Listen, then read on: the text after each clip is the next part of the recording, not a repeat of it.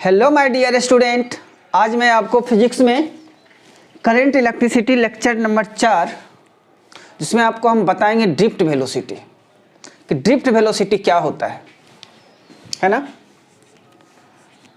Drift velocity. और इससे पहले ड्रिफ्ट वेलोसिटी बताने से पहले हम आपको एक चीज़ बताना चाहेंगे, story of current, classical story of current. अगर ये हम समझ लेते हैं ना तो ड्रिफ्ट वेलोसिटी मेरे लिए छूम अंतर हो जाएगा, आराम से समझ जाएंगे, कोई कठिनाई नहीं होगी। अगर हम इसको नहीं समझेंगे तो ड्रिफ्ट वेलोसिटी मुझे समझ में नहीं आएगी। इसलिए पहले हम क्या समझेंगे, classical story of current electricity.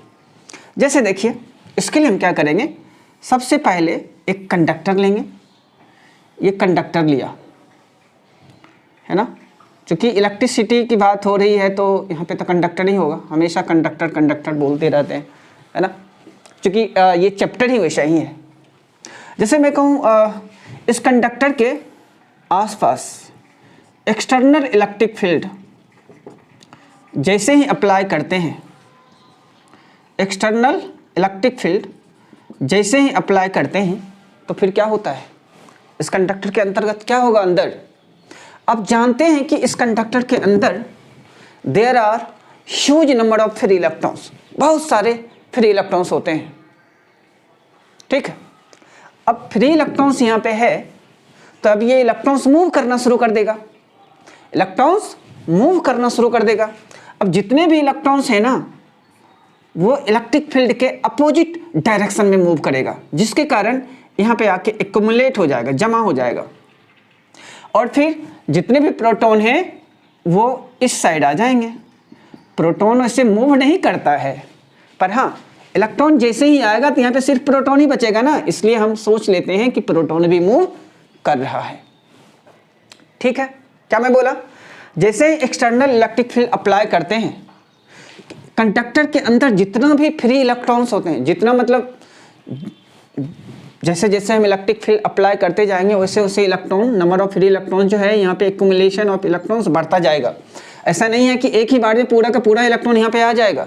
Electron तो बहुत सारे होते हैं, पूरा का पूरा इलेक्ट्रॉन थोड़ी ना आएगा। कंडक्टर में जितना इलेक्ट्रॉन आएगा उतना फिर वहाँ पे पड़ा हुआ है, समझे क्या। तो इलेक्ट्रॉन यहाँ पे कम नहीं जाता, यहाँ आने के बाद भी जैसे जैसे आप इलेक्ट्रिक फील्ड अप्लाई करोगे वैसे वैसे एक्युमुलेशन ऑफ चार्ज बढ़ता जाएगा, बढ़ता जाएगा, बढ़ता जाएगा। तो देख रहे हैं, जैसे एक्सटर्नल इलेक्ट्रिक फील्ड अप्लाई किया, चार्ज एक्युमुलेट हो गया, चार्ज एक्युमुलेट हो गया, ठीक है, चार्ज एक्युमुलेट हो गया, है ना, कंडक्टर के दोनों एंड पे। अब क्या होगा कि चार्ज जैसे ही एक्युमुलेट हुआ, यहाँ पे अब एक इलेक्ट्रिक फील्ड इंड्यूस्ड हो जाएंगे। किसकी वजह से, इस एक्युमुलेटेड चार्ज के कारण क्या होगा, कंडक्टर के अंदर इलेक्ट्रिक फील्ड इंड्यूस्ड हो जाएगा और इसका डायरेक्शन पॉजिटिव टू नेगेटिव होगा, क्योंकि आप जानते हो electric field originate from positive charge and terminate at the negative charge. अब यहाँ से जो है ये इलेक्ट्रिक फील्ड यहाँ से इस पॉजिटिव चार्ज से नेगेटिव चार्ज की ओर आना शुरू कर देगा, और ये इलेक्ट्रिक फील्ड जो इसके अंदर इंड्यूस्ड होगा कंडक्टर के अंदर, वो electric field external electric field के बराबर होगा और अपोजिट डायरेक्शन में होगा। The electric field induced inside the conductor due to accumulation of charge is equal in opposite direction of external electric field. समझे क्या, क्या मैं बोला कि इलेक्ट्रिक फील्ड जो भी इंड्यूस्ड होगा कंडक्टर के अंदर, किसके कारण, ये चार्ज के एक्युमुलेशन होने के कारण, वो इलेक्ट्रिक फील्ड इस एक्सटर्नल इलेक्ट्रिक फील्ड के इक्वल और अपोजिट डायरेक्शन में होंगे, ठीक है, जिसके कारण यहाँ पे net electric field inside the conductor zero हो जाएगा। क्यों होगा, क्यों होगा, क्योंकि एक्सटर्नल इलेक्ट्रिक फील्ड इस डायरेक्शन में है और इंड्यूस्ड इलेक्ट्रिक फील्ड जो है वो इस डायरेक्शन में है, और दोनों इक्वल है, इक्वल एंड अपोजिट डायरेक्शन। तो क्या होगा, दोनों इलेक्ट्रिक फील्ड कट जाएगा, कटकर पूरा का पूरा जीरो हो जाएगा, कटकर पूरा का पूरा जीरो हो जाएगा, और फिर net electric field inside the conductor zero हो जाएंगे। आइए इसको एक एक पॉइंट करके लिखते हैं, तब समझ में आएगा आपको। सबसे पहले मैं क्या बोला, जैसे electric, when we applied the electric field around the conductor then charge start to accumulate as shown in figure. क्या मैं बोला, when we apply the external electric field around the conductor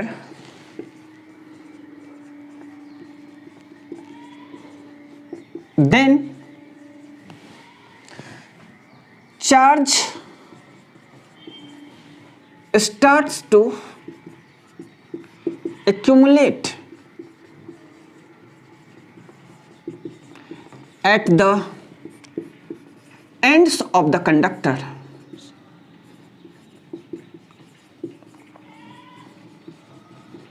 क्या मैं बोला, जैसे ही इलेक्ट्रिक फील्ड अप्लाई किया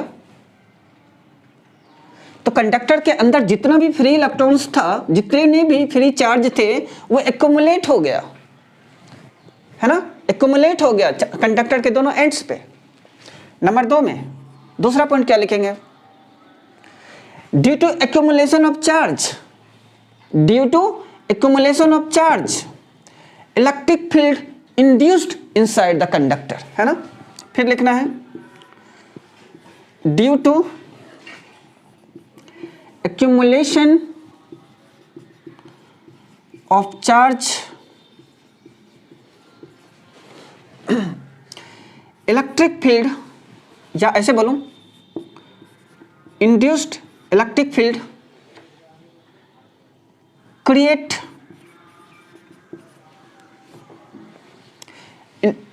ऐसे लिखूं मैं, due to accumulation of charge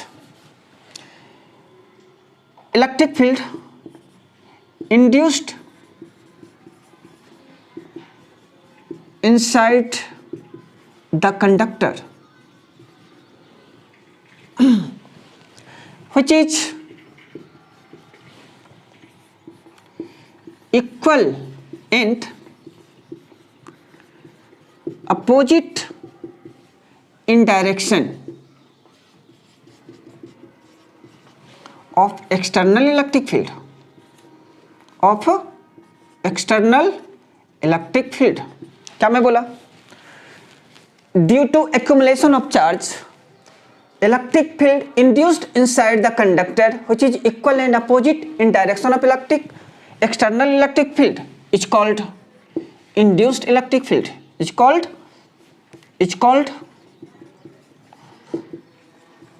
induced electric field। ठीक है, इंड्यूस इलेक्ट्रिक फील्ड इंड्यूस्ड हो गया कंडक्टर के अंदर, किसके कारण, चार्ज एक्यूमुलेशन के कारण, जो एक्सटर्नल इलेक्ट्रिक फील्ड के इक्वल और अपोजिट डायरेक्शन में है।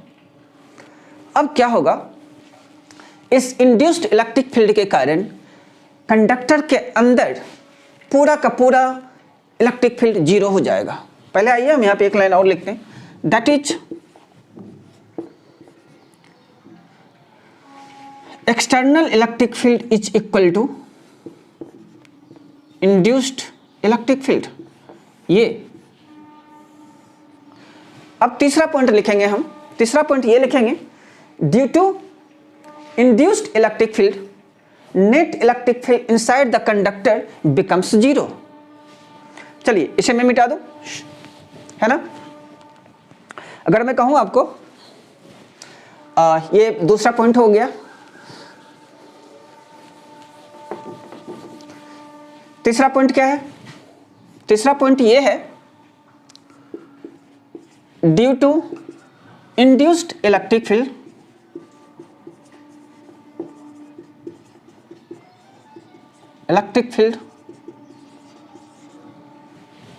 inside the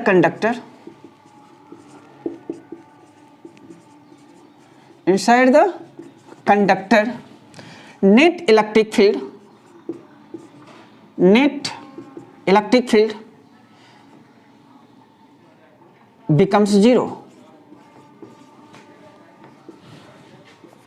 net electric field अगर मैं एक बोल दूं, inside the conductor due to induced electric field, inside the conductor net electric field becomes 0।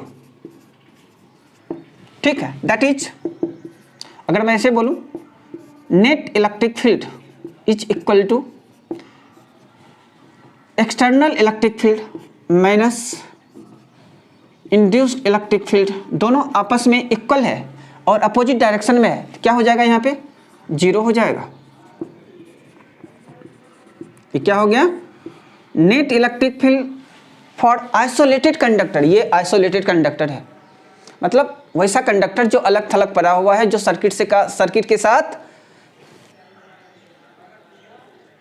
Connect नहीं है, किसी बैटरी के साथ कनेक्ट नहीं है, अकेला एक कोई कंडक्टर, कोई रॉड है, जैसे ये रॉड होगा, अगर ये रखा हुआ है, इसको आइसोलेटेड कहेंगे। तो इस कंडीशन में net electric field inside the conductor क्या होता है, 0 होता है। लेकिन अब हम एक क्वेश्चन करेंगे यहाँ पे, क्या नेट इलेक्ट्रिक फील्ड, पहले तो इलेक्ट्रिक फील्ड दिया एक्सटर्नल इलेक्ट्रिक फील्ड, तो चार्ज एक्यूमुलेशन होना शुरू हो गया, यानी कि चार्ज मोशन में आ गया। अब मैं बोलता हूँ क्या इसके अंदर अब जो इलेक्ट्रॉन है, इलेक्ट्रॉन तो अभी भी है ना इसके अंदर, पूरा का पूरा इलेक्ट्रॉन एक्यूमुलेट नहीं हुआ है भाई, कंडक्टर है, कंडक्टर के पास तो बहुत सारे इलेक्ट्रॉन्स होते हैं। क्या एक्सटर्नल इलेक्ट्रिक फील्ड के कारण पूरा का पूरा इलेक्ट्रॉन्स एक्यूमुलेट हो जाएगा यहाँ आके, क्या नहीं। अब जैसे जैसे हम एक्सटर्नल इलेक्ट्रिक फील्ड बढ़ाते जाएंगे वैसे वैसे चार्ज एक्यूमुलेशन भी बढ़ता जाएगा और वैसे वैसे ये इंड्यूस इलेक्ट्रिक फील्ड भी बढ़ता जाएगा। ये कहानी होती है यहाँ पे, कितना भी इलेक्ट्रिक फील्ड हम दे दें यहाँ पे, एक्सटर्नल इलेक्ट्रिक फील्ड पूरा का पूरा इलेक्ट्रॉन जो है एक्यूमुलेट नहीं होगा। जैसे जैसे बढ़ाते जाएंगे, जैसे जैसे बढ़ाते जाएंगे एक्सटर्नल इलेक्ट्रिक फील्ड, वैसे वैसे चार्ज एक्यूमुलेशन बढ़ता जाएगा और इलेक्ट्रिक फील्ड जो इंड्यूस्ड हो रहा है वो भी बढ़ता जाएगा। समझ गए? अब मेरा क्वेश्चन है, क्या नेट इलेक्ट्रिक फील्ड जो यहाँ पे 0 हो गया इनसाइड द कंडक्टर, क्या अब, क्या मैं बोला net electric field, net electric field inside the conductor 0 हो गया। अब क्या इसके अंदर जो फ्री इलेक्ट्रॉन्स हैं अब वो मोशन में है क्या वो मूव कर रहा है क्या? इलेक्ट्रिक फील्ड तो 0 है, net electric field inside the conductor, क्या अब जो इसके अंदर इलेक्ट्रॉन्स हैं वो मूव कर रहा है, मोशन में है? तो आंसर होगा हाँ, yes, electron inside the conductor still moving with a speed of 10 to the power 5 metre per second. 10 to the power 5 metre per second से लगभग, अगर मैं कोई इसके अंदर जो अभी भी इलेक्ट्रॉन्स है ना वो जो मूव कर रहा है कितने स्पीड से, लगभग 10 to the power 4 to 10 to the power 5 metre per second से, इतनी स्पीड से मूव कर रहा है इसके अंदर जो अभी भी इलेक्ट्रॉन्स है। तो भाई इलेक्ट्रॉन मूव कर रहा है तो इसको एनर्जी कहाँ से आ रही है? एनर्जी होगी तभी तो मूव करेगा इलेक्ट्रॉन्स। इलेक्ट्रॉन्स को एनर्जी कहाँ से मिल रही है? तो इस इलेक्ट्रॉन को एनर्जी जो है थर्मल एनर्जी मिल रही है। Thermal energy, what is thermal energy? Conductor जहाँ रखा हुआ है उसके आसपास कुछ ना कुछ टेम्परेचर तो होगा, रूम टेम्परेचर होगा, वहीं से एनर्जी क्या करती, वहीं से इलेक्ट्रॉन क्या करता है, एनर्जी गेन कर लेता है, थर्मल एनर्जी गेन कर लेता है और वो रैंडम मोशन करता है कंडक्टर के अंदर। भाई मोशन करता है तो फिर मुझे करंट क्यों नहीं मारता है? अब जैसे मैं बोल दूं कि ये रॉड है, आयरन का रॉड है और क्या, इसमें जब मोशन में है इलेक्ट्रॉन्स तो जैसे ही मैं टच करूंगा तो मुझे करंट मार देना चाहिए, तो फिर करंट क्यों नहीं मारता है? क्या रीजन है? करंट क्या, आप जानते हो ना, rate of flow of electrons is called current. तो फिर तो मैं बोल रहा हूँ यहाँ पे कि इलेक्ट्रॉन जो है 10 to the power 4 to 10 to the power 5 metre per second से मोशन कर रहा है इसके अंदर, तो फिर मुझे करंट क्यों नहीं मारता? भाई करंट इसलिए नहीं मारता है क्योंकि एवरेज वेलोसिटी जो होती है इनसाइड द कंडक्टर इस कंडीशन में, आइसोलेटेड कंडक्टर के कंडीशन में वो 0 होता है, और करंट जो बनता है ना एवरेज वेलोसिटी के कारण बनता है, ये एवरेज स्पीड के कारण नहीं बनता है। इसके अंदर जो इलेक्ट्रॉन्स है ना रैंडमली मोशन करता है, जैसे ऐसे देखिए यहाँ पे कैसे मोशन करता है, मैं यहाँ पे बता रहा हूँ। इसके अंदर जितने भी इलेक्ट्रॉन्स हैं वो कैसे मोशन करेगा, मान लिया यहाँ पे इलेक्ट्रॉन से कभी इधर आया, कभी इधर गया, कभी इधर आया, कभी इधर आया, फिर इधर आया यहाँ पे, फिर यहाँ पे, देखिए ऐसे करके ये मोशन करेगा। ये पूरा का पूरा इलेक्ट्रॉन मोशन इस तरह करेगा, देखिए घूम के फिर यहीं पे आ गया। मतलब स्पीड तो 0 नहीं होने वाली है, वो तो इतना है, छोटी मोटी स्पीड तो नहीं ना है ये। 10 to the power 4 to 10 to the power 5 metre per second है। लेकिन एवरेज वेलो देखिए, डिस्प्लेसमेंट जीरो हो गया ना यहाँ पे, तो एवरेज वेलोसिटी जो होती है ना वो जीरो हो जाती है। और करंट जब भी बनता है एवरेज वेलोसिटी के कारण, यहाँ पे एवरेज वेलोसिटी इस कंडीशन में क्या है, ये क्या है, एवरेज स्पीड है, ये एवरेज स्पीड है, समझ गए। अगर मैं एवरेज वेलोसिटी की बात करूं तो इस कंडीशन में एवरेज वेलोसिटी जीरो है, एवरेज वेलोसिटी जीरो है, लेकिन एवरेज स्पीड अभी भी जीरो नहीं है। थर्मल एनर्जी के कारण ये 10 to the power 4 to 10 to the power 5 metre per second से मूव कर रहा है इलेक्ट्रॉन्स इसके अंदर। तो भाई तब हम करंट के लिए क्या करेंगे, मुझे क्या करना पड़ेगा करंट के लिए, करंट कैसे बनेगा। अब देखिए करंट बनाने के लिए, इसे मैं मिटा दे रहा हूं।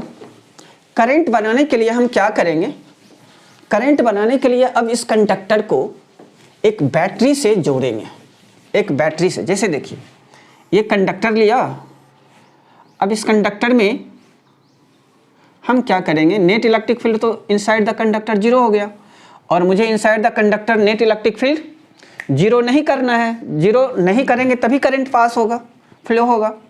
अब क्या करेंगे, इसे हम एक बैटरी से कनेक्ट कर देंगे, एक बैटरी से कनेक्ट करेंगे। अब जैसे ही बैटरी से कनेक्ट करेंगे ना, जैसे ही बैटरी से कनेक्ट करेंगे, इसका पोटेंशियल भी है तो यहाँ भी पोटेंशियल भी हो जाएगा, और जैसे ही बैटरी से कनेक्ट करेंगे एक एक्सटर्नल इलेक्ट्रिक फील्ड जो है यहाँ पे अपने आप अप्लाइड हो जाएगा, ठीक है। अब इस इलेक्ट्रिक फील्ड की वजह से यहाँ पे नेगेटिव चार्ज जो पहले एक्यूमुलेट होता था अब वो एक्यूमुलेट नहीं होगा। अब वो क्या करेगा, यहाँ पे ये प्लस चार्ज है, ये माइनस है, तो ये भी प्लस होगा और ये नेगेटिव टर्मिनल होगा। अब जैसे ही इलेक्ट्रॉन यहाँ पे आएगा ना, ये प्लस चार्ज जो है बैटरी का जो प्लस पॉजिटिव टर्मिनल है, इलेक्ट्रॉन को खींच लेगा और खींच कर ये घुमाएगा। बैटरी क्या करेगी, इस इलेक्ट्रॉन को खींच लेगा, यहाँ पे जमा होने नहीं देगा और इसको घुमाएगा, मोशन कराएगा।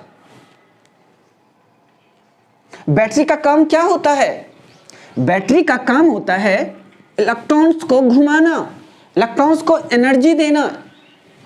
बैटरी जो है ना इलेक्ट्रॉन्स क्रिएट नहीं करती है, बैटरी इलेक्ट्रॉन्स क्रिएट नहीं करती है, बल्कि बैटरी जो है इलेक्ट्रॉन्स को एनर्जी देती है और उसको घुमाती है बैटरी।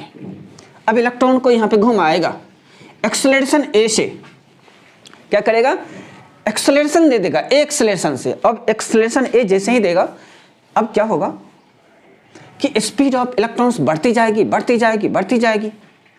लेकिन एक बात ध्यान रखना, बढ़ती तो जाएगी लेकिन कुछ टाइम के बाद क्या होगा, वो एक दूसरे से टकराएगा, कोलिजन करेगा।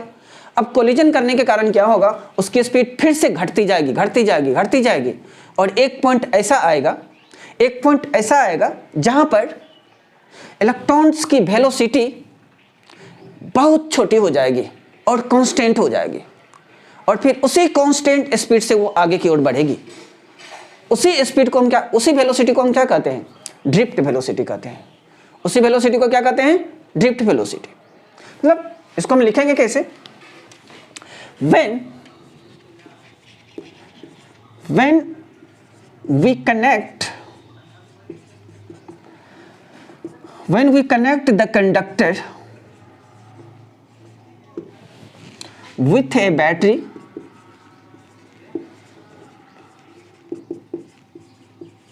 then charge accumulation stop. जैसे ही हम एक बैटरी लगाएंगे, चार्ज एक्यूमुलेशन जो होता था यहाँ पे वो अब स्टॉप हो जाएगा, रुक जाएगा। Charge accumulation stop and electrons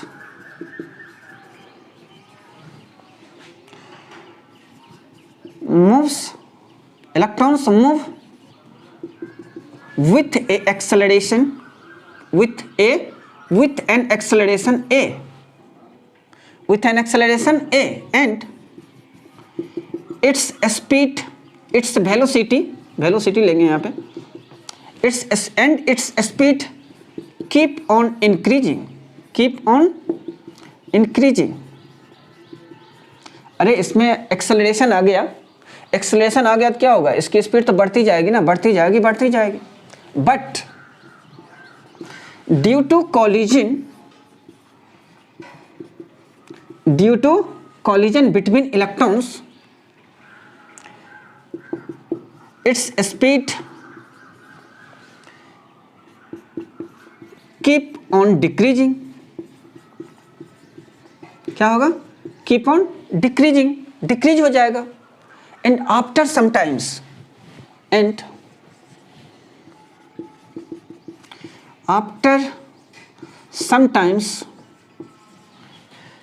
its speed, its velocity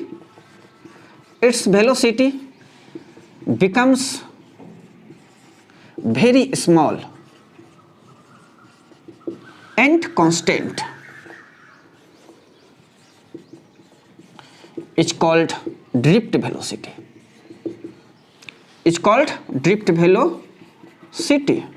क्या मैं बोला, समझ में आया क्या? अब जैसे एक बैटरी लगाई, चार्ज एक्यूमुलेशन यहाँ पे स्टॉप हो गया।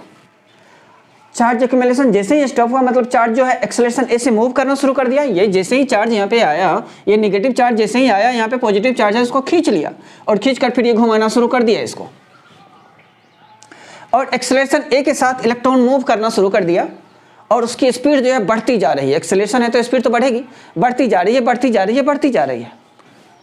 लेकिन बहुत सारे इलेक्ट्रॉन से, अब सारे इलेक्ट्रॉन्स के बीच क्या होगा, कोलिजन होगा। कोलिजन होगा, कोलिजन होने के कारण क्या होगा, उसकी स्पीड फिर घटती जाएगी घटती जाएगी घटती जाएगी, और एक पॉइंट ऐसा आएगा कि इलेक्ट्रॉन की स्पीड बहुत छोटी हो जाएगी और कांस्टेंट हो जाएगी। उसी कांस्टेंट वेलोसिटी को हम क्या कहते हैं, स्मॉल एंड कांस्टेंट वेलोसिटी को ड्रिफ्ट वेलोसिटी कहते हैं। What is drift velocity? Drift velocity क्या होती है? The constant and small velocity of electrons, the constant and small velocity of electrons inside the conductor in opposite direction of external electric field is called drift velocity. क्या मैं बोला, फिर से सुनना है, the constant and small velocity of electrons, the constant and small velocity of electrons inside the conductor in opposite direction of electric field. Electric field इधर है और इलेक्ट्रॉन्स इधर आ रहा है, ऐसे करके रोटेट कर रहा है, इट्स कॉल्ड ड्रिफ्ट वेलोसिटी। इसको हम ऐसे भी, पहले इसको मैं लिख दूं, नोट भी कर लेना है, ये एग्जाम में पूछता है। ये तब सब तो कहानी थी, अभी जो मैं इसका डिफिनेशन लिखाऊंगा ये आपके लिए बहुत ही काम की चीज है। जैसे मैं कहूंगा ड्रिफ्ट वेलोसिटी, क्या होता है drift velocity? Drift velocity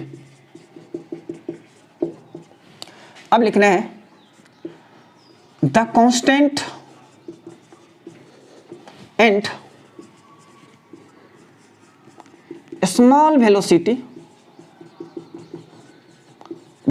of electrons inside the conductor in opposite direction of electrons, sorry, in opposite direction of external electric field is called drift velocity. Drift velocity मैं क्या बोला?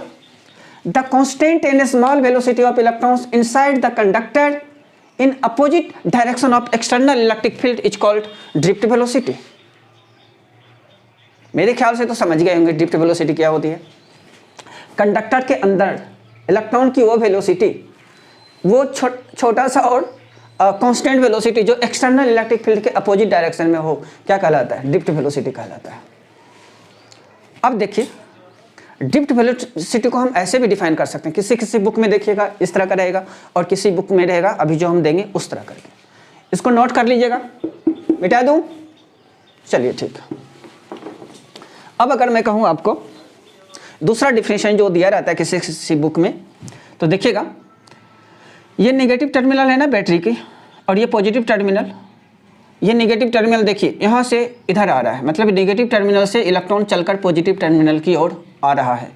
इसको हम क्या कहते हैं? Drift velocity. मतलब the constant and the constant and small velocity of electrons, या फिर ऐसे भी बोल सकते हैं the small and constant velocity of electrons inside the conductor from low potential to high potential is called drift velocity. What is drift velocity? The constant and small velocity of electrons inside the conductor from low potential to high potential is called क्या? It's called drift velocity. इसको भी लिख लेना है. क्या मैं बोला? The constant and small velocity of electrons inside the conductor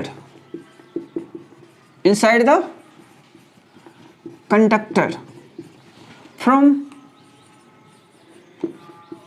low potential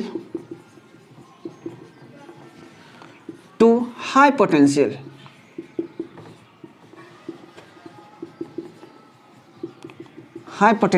is called